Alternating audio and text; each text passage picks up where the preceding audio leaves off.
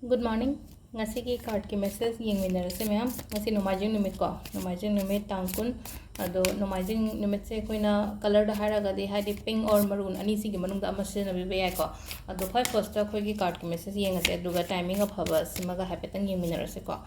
Card se 1 2 3 ko. The 3 card tok tok tering di gi lok tok do minus se 3 card se gi ama hai tar ko numit se gi oina hadi karamba message la ke karamba guidance la ke have do happy yeng winner se.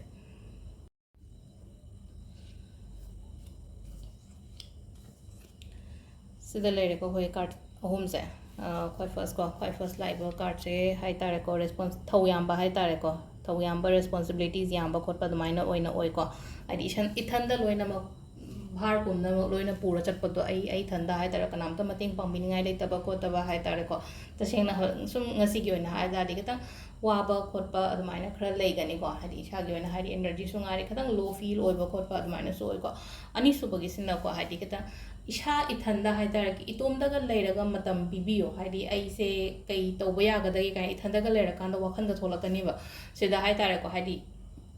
tumina ithanda gumba leiraga hadi mi ga pullaga kholaga ke ka decision ke ka logo ko pan nat taba sida hai tare ko hadi isha itom da leiraga isha ithanda heal tawba khotpa hai tare ko hadi wakhan gumba change tawjaba isha ithanda adumaina gumba tawbiyo ko sida aduga ahum subagi sina ko ahum subase phai adum ko hadi sida thabai khang gi oina haraga di dum hadi positive sign di oi do sometimes hadi yet pa khot pa sum tawbudo hadi imu manung gi oiro na traga ai anak pa mi na ga sum yet pi ba khot pi ba se am ta oi ko adu do kem khan gano avoid tawraga ignore tawraga hadi ai gi tawum thokpa thabak adum tawon hai ko hadi adu da khanjal laga leiraga di ai thabak tawba ngamoi ba aduna kem khan gano ai gi tawum thokpa tawgo dori ba pot da tawi ba hai tar adu sida leire khoi card message sina timing sa pe gi min se ko timing sa ki pung taruka minute kun tare tagina Tramathoi minute try pan phom lere ko adagi mu baro ga minute yankai mari dagina ani ga me kun tramathoi phom lere dagi manga ga minute nifu manga dagina